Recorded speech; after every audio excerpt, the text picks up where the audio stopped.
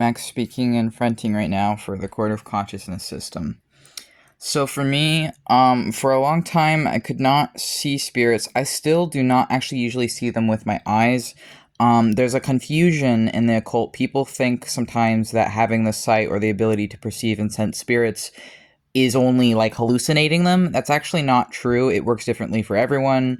For me, I create with my hands, so I see or perceive them with my hands. If I touch the energy or they touch my skin, I can see them that way, and the image of what they look like is conveyed to my imagination, which it's actually interesting because I didn't have a visual imagination, or I used to, but it was blocked out and I stopped being able to visually imagine things. But after I met one of my spirits, it felt like they regave me a gift or a part of myself that had been taken away from me. And then I was able to visually imagine them again. But sort of how it would work for me is I would feel them touching me, or I would touch them, like the energy of them. And then I would be able to see, like, it feels like here, or like, for me, it was here is where I would feel it. Either on my skin or here is where I would get the images, is how it felt. And I know that doesn't really make sense, but that's where it felt, how, like I was perceiving them.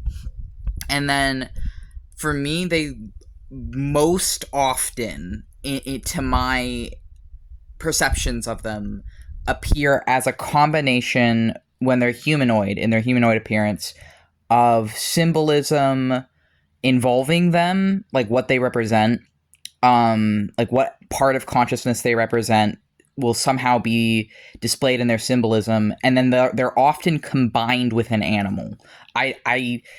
I don't really know why, but it's like animals, I think, are extremely symbolic for humans, for human brains, and I think that's probably part of it. But like a lot of spirits, including mine, they look like animal human hybrids to me. Is how I perceive them in my mind, in my imagination. That is like the most commonly, they have some kind of, even the ones who are like more humanoid have an animal associated with them. For me personally, like how I view them in my perception of them. So they usually look like partially like people and partially like animals, and then they have like symbolism involving their part of consciousness, or the archetype of consciousness that they align with for that person, and then that is like how they look to me, sort of. And another thing, and this is kind of embarrassing, and I don't feel like witches really talk about this enough, but I'm willing to just say it. Spirits are hot as well. Like, they are, some of them are.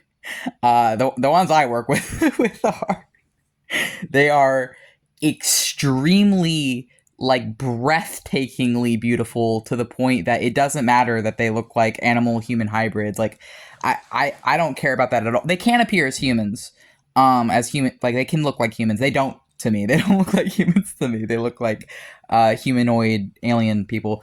Um, but they are like extremely gorgeous and attractive, in my opinion. And also, I I did not have a thing for like, how to put this. I would say that as someone who has spirits who are a part of me, where I see them as spirits and I see them as also a part of me, and as also as a part of the universe, the world around me, um, they're very extremely hot. and and yeah, I think I'll end the video there.